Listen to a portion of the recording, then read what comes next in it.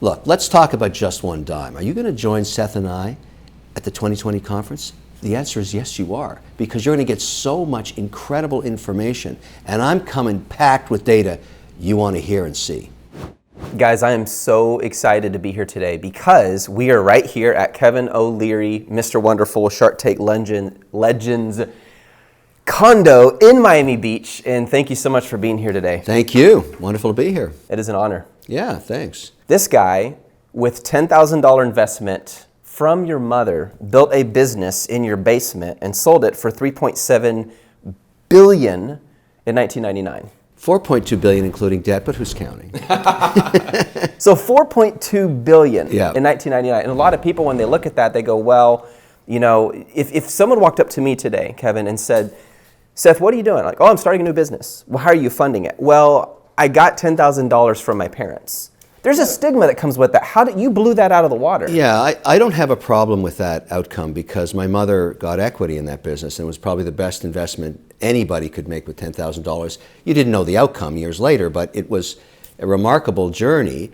But no one else was going to give me $10,000, and she was compassionate because I was going to go bankrupt. I needed it for payroll over the next 6 weeks, and it was very early on in the development of the Learning Company, which was the software industry at that time, and we ended up being the largest provider of educational software in reading and math for test scoring. It was a global business by the time we sold it.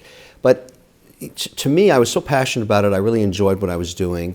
I didn't really notice, the ups and downs, and that's why I tell entrepreneurs today, you can't do this unless you love what you're doing when you get up in the morning. Otherwise, you couldn't take the tremendous stress of what goes on. You're working 25 hours a day, 7 days a week. Right.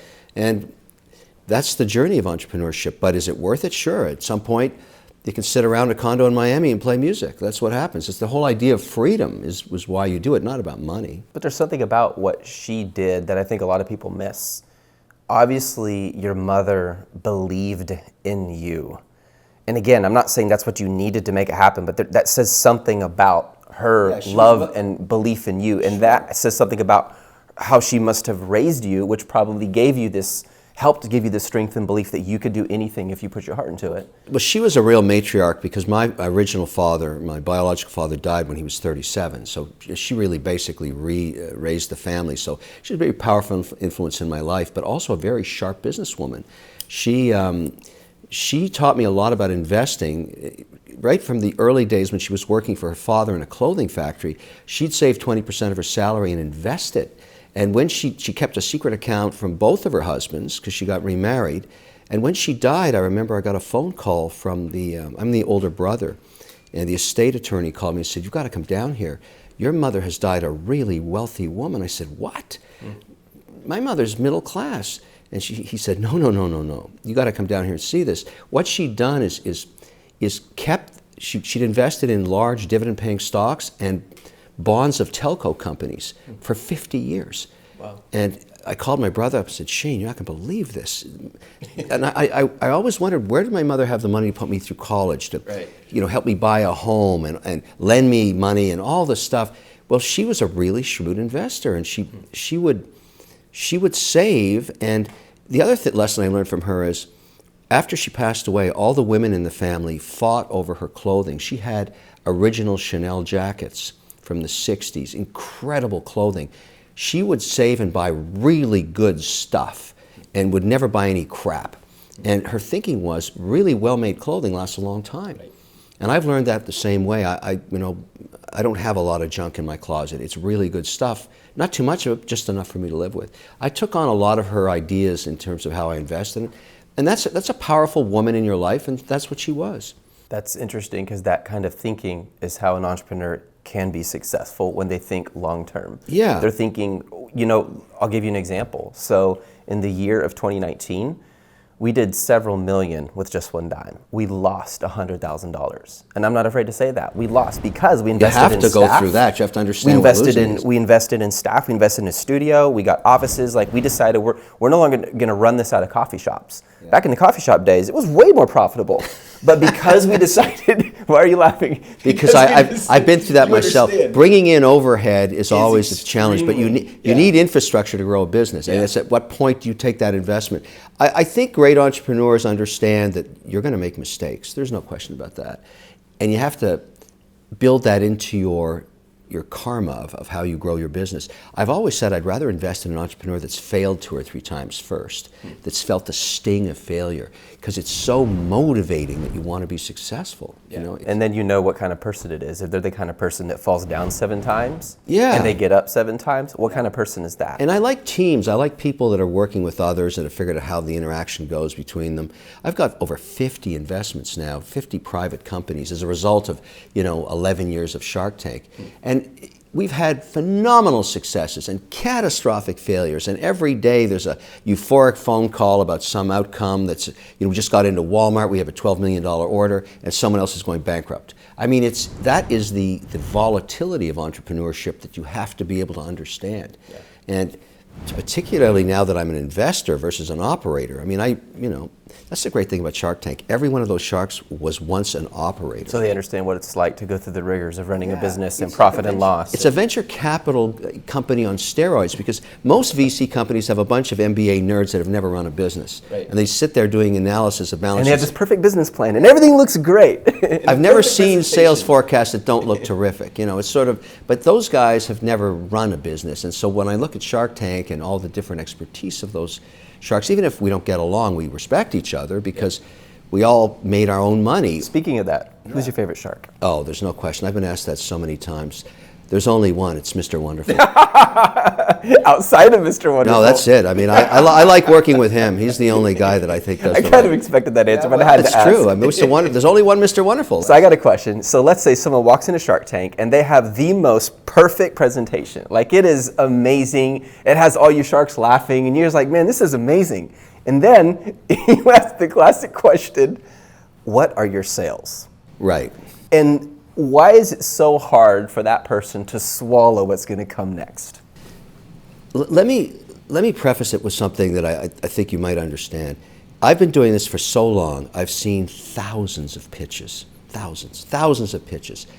It's come to the point now when they come out on the carpet.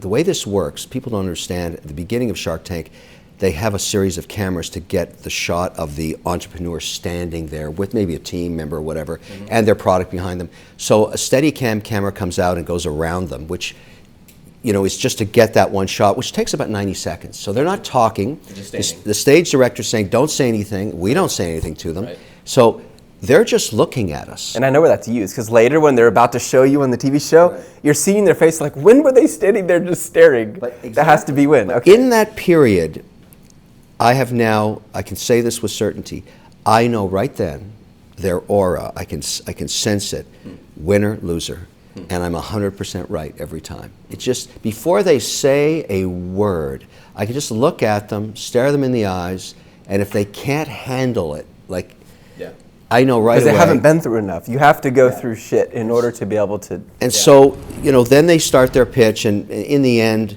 it's always, I could just feel it from the beginning.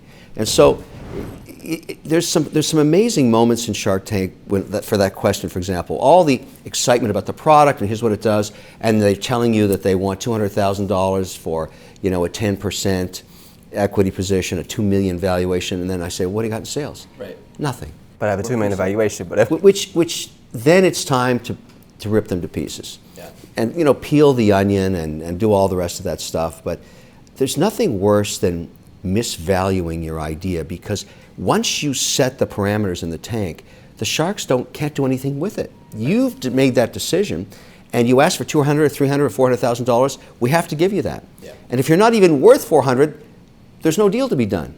And so I tell people, really think through whether you want to get an investment, because the other thing they've got to consider, people say to me, "Oh, invest in my company." I'm not an ordinary investor. I am an extraordinary investor, because I can bring you millions of eyeballs and reduce your customer acquisition cost down to zero. I mean, no one else can do that for you. So when you're pitching me to come into a round at some stupid valuation, I don't care what other investors paid. Right. I'm going to bring something you can never do. And that's not my fault, it's a fact. I've got 4 million followers on all the social platforms. I'm on television every day. I can bring your product on a Good Morning America, the Today Show, The View, all that stuff. That's what I bring to the table.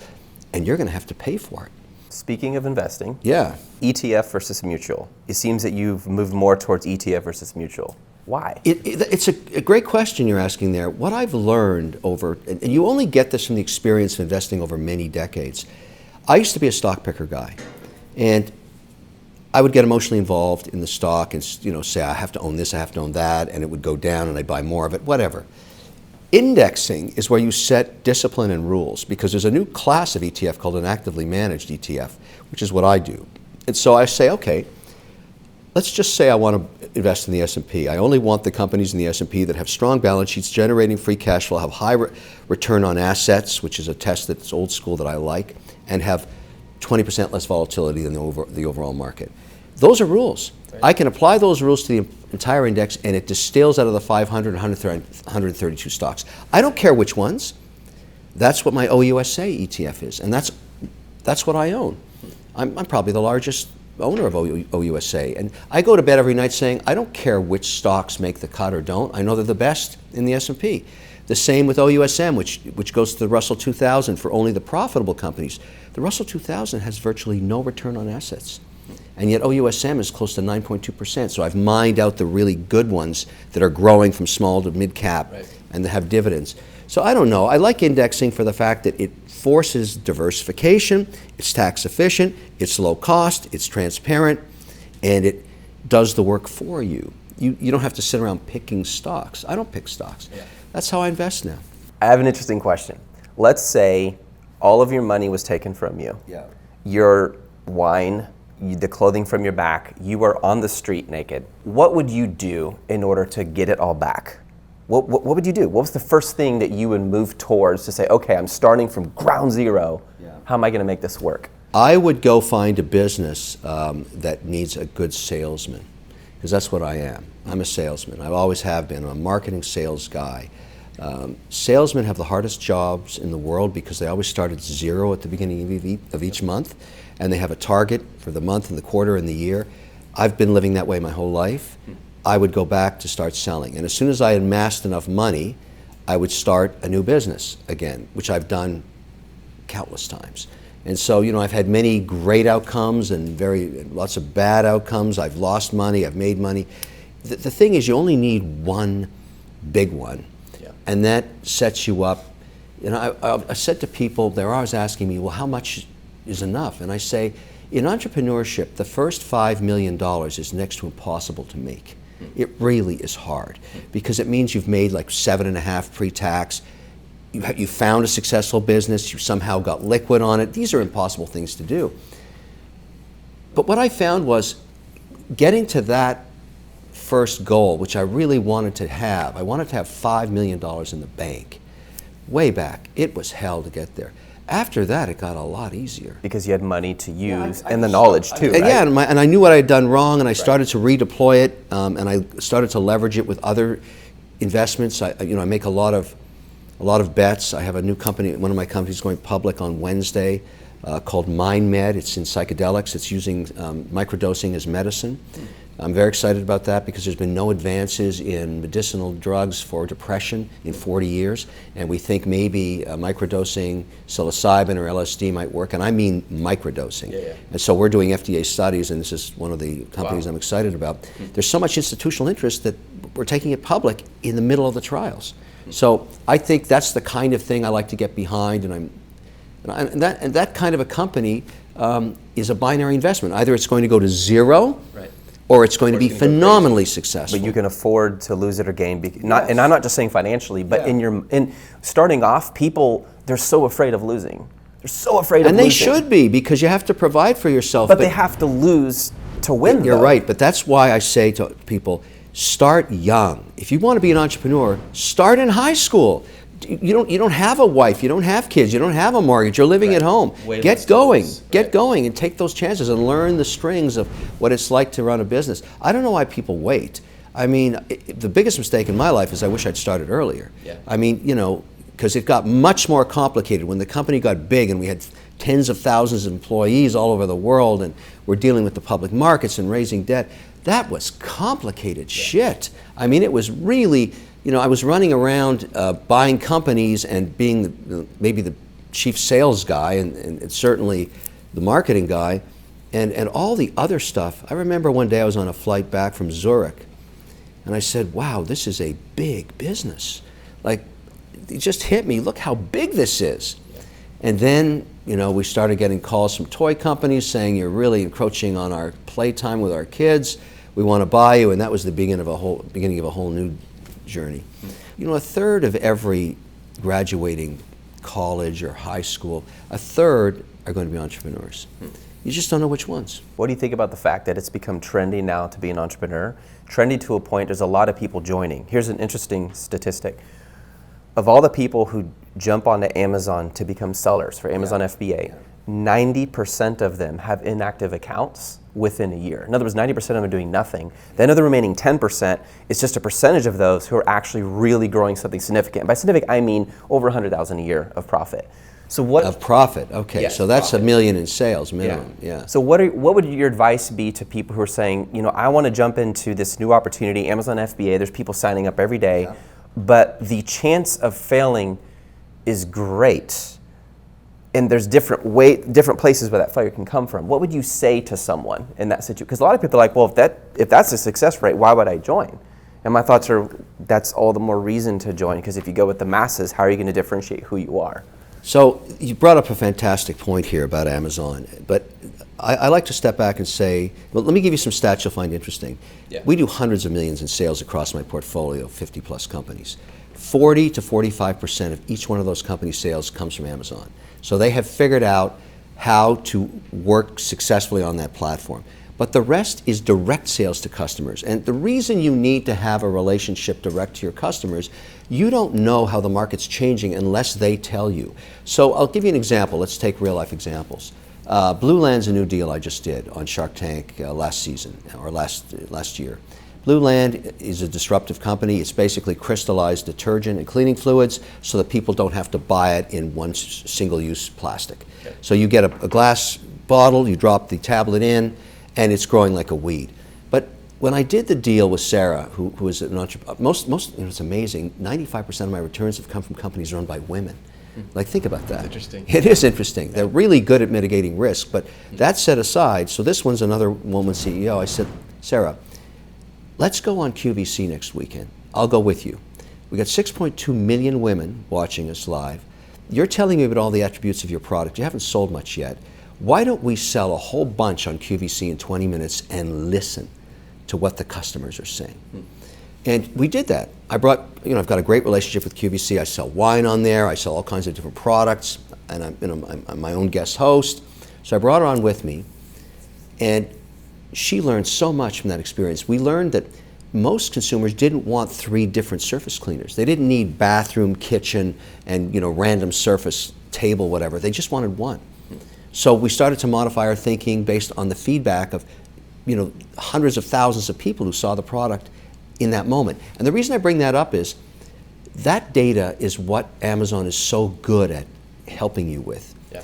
When your rating goes from 5 to 2 stars, you're fucked, because the customers don't like your product, and you've got to fix that immediately. And they even tell you what they don't like about it. And you in have those to critical listen. reviews. Yeah, you have to listen, and that's and even though Amazon won't give you the customer information, and that's been a beef since the beginning of time, the customer feedback on the ratings is really important. So when I go look at a product, that's the first thing I do. I go into the ratings and I have a look at the first 10, then I get to Beyond the Fold and I keep looking, and then I go deep dive, particularly in all the tech I buy, because I love to hear from what others say.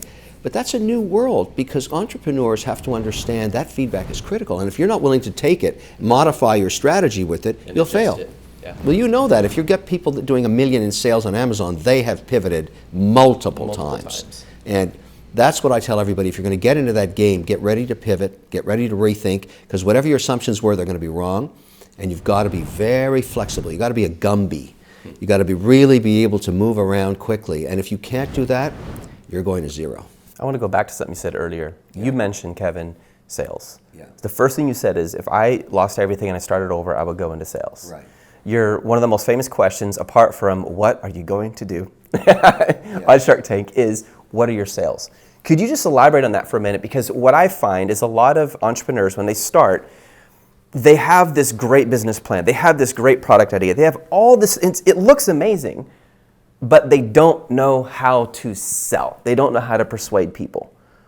And it seems to me that's been one of the keys to your success is you focus on marketing and sales. Could you just elaborate on that and for everyone watching, tell them why this is so core? And if you could add to that, what if that entrepreneur says, well, I'm not a salesperson? Yeah, that's a really bad thing to say in Shark Tank, I can tell you that. The whole reason for sales is, and this is a bit of a secret about being successful in any place in entrepreneurship, but particularly on Shark Tank, you have to explain to an investor like me what problem you're trying to solve. Because if I understand that in the first 90 seconds, I can get into the groove of what you're trying to do. But the reason I ask for sales is proof of concept. If you have an idea, even though it may sound it has tremendous merit, until you sell some to someone outside of your family, not your mother, not your sister, someone who's actually arm's length that's buying it to solve a problem. Right. They don't care about you. They don't know you. They don't know you. And what I need to see, and when I do due diligence, Alex Kingeev runs O'Leary Ventures, so his team goes in and looks at what people think of the product. And sales is everything. It tells you everything about momentum, direction, preference, competition. It's all there in sales. Sales is the lifeblood of a business. And so much so that when I go, let's say I want to go buy a company. In the Learning Company days, I think we bought 40 or 50 software companies that we consolidated into our platform. I would always call up the man or woman running sales, roll into St. Louis or whatever and say, can I take you out for dinner?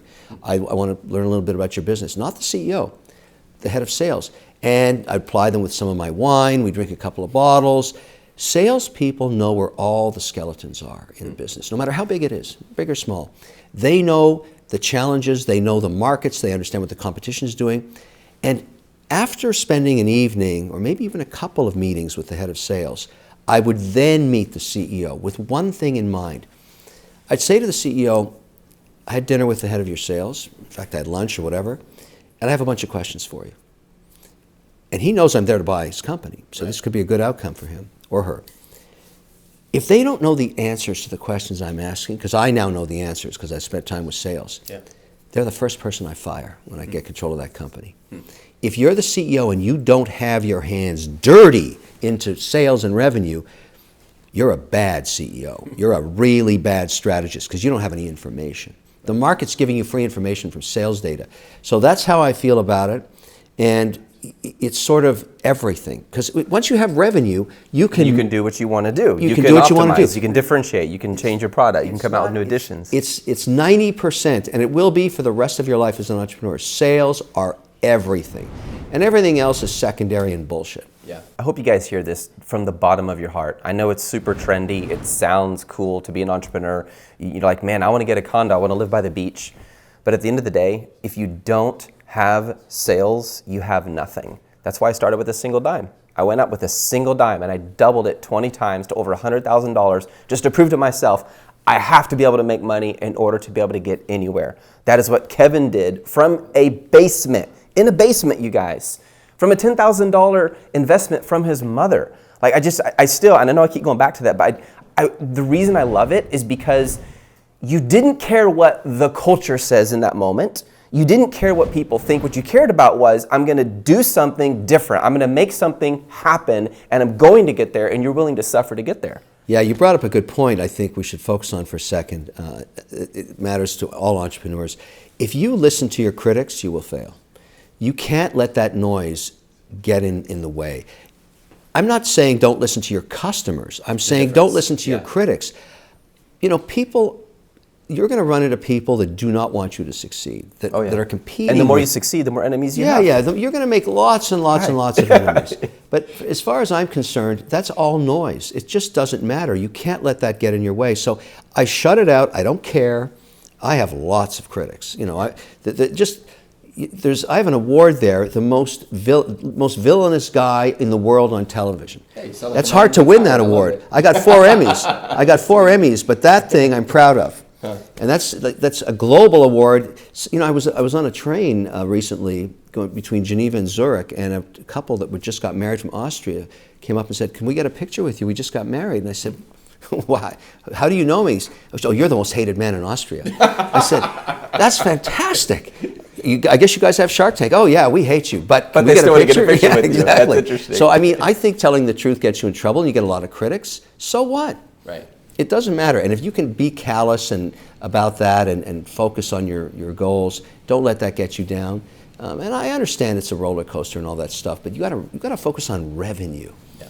I mean, at the end of the day, when you have a great sales day, does that not make you feel terrific? Yeah. I mean, it's just the whole deal. Yep. And it's easy for someone when they see you to say, oh, here's Kevin O'Leary, Mr. Wonderful. He's super successful. And in their mind, their subconscious is saying, I could never be like that. Yeah, yes, they can. But here's the truth. You weren't always this wealthy. You started out from the bottom. I had nothing. Now we hear. Sorry. But you started there, and every single person who's ever succeeded at anything started with nothing. I was $24,000 in debt. My wife and I were on the brink of divorce. I had a dime, and I walked around and started doubling it. Just a single 10 cents. You bring up something really interesting. Do you know that, because I wrote this book called Men, Women, and Money, and I looked at divorce.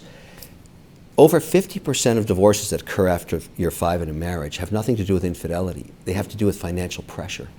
Most divorces occur because the union isn't stable financially. It's interesting. The stress that causes in a marriage. And then that bleeds out into most marriages can other things like parenting. Yeah, but most marriages can survive infidelity. Right. But they can't survive financial stress. Because it's an ongoing, like a dripping. It's a dripping. And so you really, if you get married, you really have to make sure your financial goals are similar. And you know, and one doesn't outspend the other. And it's very, very hard. I mean, look, I don't want to be a marriage counselor, but I deal with a lot of people, particularly in all my companies. We have the stress of entrepreneurs that get divorced. Yeah. One of my CEOs, she just got divorced, and I was trying to give her some guidance. Prenups are important. There's all kinds of things. You know, marriage is actually a business. You're forming a company with somebody. I mean, it sounds unromantic, but no, it just sounds like you. No.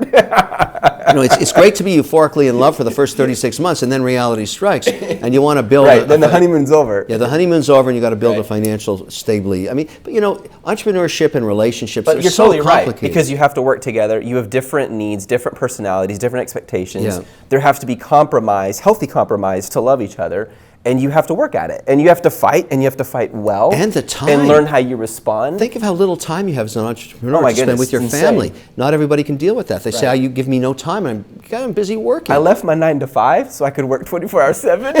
You want to do it with me? Yeah, no, that's the issue. And and then you say to yourself, "Well, once I make it, I can slow down." You never slow down. Yeah. I don't know any entrepreneurs that have been successful. I think we're attracted to chaos. I think entrepreneurs, it's a weird thing. So when we started selling on Amazon, if I just did that, that's all I did, I could have a very easy, comfortable life, 3.5, 4 million a year, 40 to 60% profit, and just do that.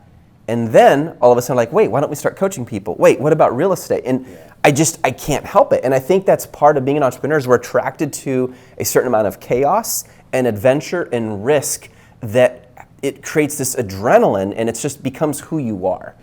And so you define yourself that way, and then it's very hard to change. I retired for 3 years. I was so bored, I couldn't take it anymore. I'm now working harder than I ever have. Was that after Soft Key? Yeah, I decided I wanted to see every beach on Earth, just as would be very interesting. And I did see every beach on Earth. There's a lot of interesting beaches where people have never seen. They're remote parts of the world. I went to, I think, all of them. Wow. But after a while, hey, it's a beach. There's water and there's sand. Wow. And so I thought, I got to get back in the game. I got to get back and do something else. And that's what happened. But I always say to people, I don't need a job. I need interesting work. And so today I do a lot of different things that interest me. I'm big in the watch industry now. I'm so intrigued with the resurgence of mechanical watches. And as an asset class, it was one of the best performers in the last 3 years. Buying watches, who knew? They're up 128% over the last 36 months. If you bought a white-faced steel Daytona for $7,000, it's now trading at $68,000. That's a pretty good return. That's very good. So anyways, those are things that interest me: music, guitars, photography, all that stuff. So I try and allocate my time to that, and all my companies, which keep me very busy. What do you watch and read in order to stay attuned to a new market fluctuation or an opportunity? Is it people that you have around you? Is it certain newscasts? Like, where do you go? Podcasts? Like, if you were to offer a few resources, people could say, you know what, you've got to watch or listen to this, and this would be helpful. Is there any part in particular? Yeah, I do. I have a bit of a routine. I get up at about 5:30 in the morning and I ride the bike. We have a great gym in this building, but wherever I am, I ride the bike for an hour and I read the research coming over from Europe, right on my tablet while I'm cycling. I also try and catch the first hour of CNBC Squawk Box, which starts at 6 a.m. from 6 to 7. If you're into business, that's probably the premier network to get data from. Get an hour of that, you've learned a lot. But when it comes to getting granular on a technology or a market or a product or a competitor, I go on YouTube, because you're going to find influencers in every tiny aspect and every vertical there. That don't have to get onto a big platform to they get noticed. And it's they're just happening. very knowledgeable. There's all kinds of people I follow, Teddy and Watches or whatever it is. It's sort of, when I'm querying something about a guitar pickup or about a camera, I'm going to find 50 people with the same information or seeking the same info on YouTube. So I go and I spend time listening to it. I'm always learning. I'm always listening. I'm always learning. And I have a lot of respect for people that are willing to disseminate that data on a platform like YouTube. Why should people show up at Ecom 2020 Austin, where you're going to be speaking at? What specifically, we're here, we're going to be teaching them how to sell on Amazon. We're bringing in experts from around the world. People from over 100 countries are going to be there. But can you tell them why they need to be there? What specifically are they going to be missing out on if they don't show up, pertaining to what you're going to talk about? So I believe, and the reason I'm going there is, if you've been successful, you have an obligation, a karma I'd like to call, to pass it forward. To tell people not about your successes. It's easy to talk about success, about your failures, what you did wrong, so they don't make the same mistake. That's what I really like to talk about when I go to a conference like this is, look, I've done a lot of things that worked, but let me tell you what didn't work and what doesn't work, and don't do this, because it's not going to work for you either. And if more entrepreneurs disseminated their failures as opposed to their successes, the next generation would be a lot more successful. And that's what I intend to do at the conference. And of course, answer questions and everything else. And the other topic that I love to talk about, I'm going to definitely focus on, customer acquisition. How do you do that successfully? How do you acquire customers for a cost that's less than their lifetime value? Because most businesses, 80% fail after 36 months because they're never able to get their customer acquisition cost below lifetime value. They basically go bankrupt advertising. That's something I've become very good at. And I'm going to talk a lot about that because that's the number one question people ask me. How do I acquire customers? I have a lot of ideas on that. I've got a lot of living proof in all my companies. We spend a tremendous amount of time reducing customer acquisition costs. And that's going to be a major theme in what I talk about at this year's conference. And you're aware of this. The algorithms are changing faster and faster and faster now on all the platforms, every day. And so you have to be hypersensitive to what's changing in your environment. And there's multiple product categories, and each product category has its own algorithm, which is why we have multiple coaches, because it got to a point where it's like, I can't know everything. It's impossible. Most people start with a knowledge of their product because they're passionate about it, but they don't understand how the platform is shifting like an ocean. And so I think there's a lot of room for coaching, kind of stuff you do, a lot of room for consultants, for people that need to understand how to work the platform properly. But at the end of the day, that matters the most is when I go in and look at a business, I take 90 days worth of data and I say, what do you think your customer acquisition costs are? Tell me what you think. Then give me your information and I'll tell you what they really are. Because most people do not calculate all the burden of acquiring a customer properly. And so that's the thing I'm looking for. When I see a company that is starting to acquire customers successfully, then I can pour the gasoline of my capital over the model until the algos change again. So, once we understand that it's working, let's really expand on that. And right now, one of the things that's really working is remnant cable time. Shooting commercials and buying remnant cable at 2 in the morning, 3 in the morning in Dallas or in Houston or in LA or San Francisco. You can mean running your commercial running during your commercial time? In remnant cable, which is very inexpensive at 3 in the morning. And you're acquiring customers. But people will still watch it at that time. Yeah, but the world is awake. the world's awake 24/7. But also that commercial, if you can shoot it, economically, becomes the content for all your social platforms. You take different versions of Because it. you can take little pieces. And Yeah. so we're doing That's a really lot of work looking at that. I'm going to bring some examples to the conference of what a campaign we just did for Blue Land. Just shot the commercial 2 weeks ago. It's now running on Remnant Cable. There's so many great ideas that have changed, and it's moving so fast. I almost feel we need this conference every 6 months. That's the way I look at it. Yeah. Because it really changes from season to season. But I'm really excited about it. Can't wait to get there, and we're going to have a rip-roaring time. Boom. All right. Thank you. I appreciate it.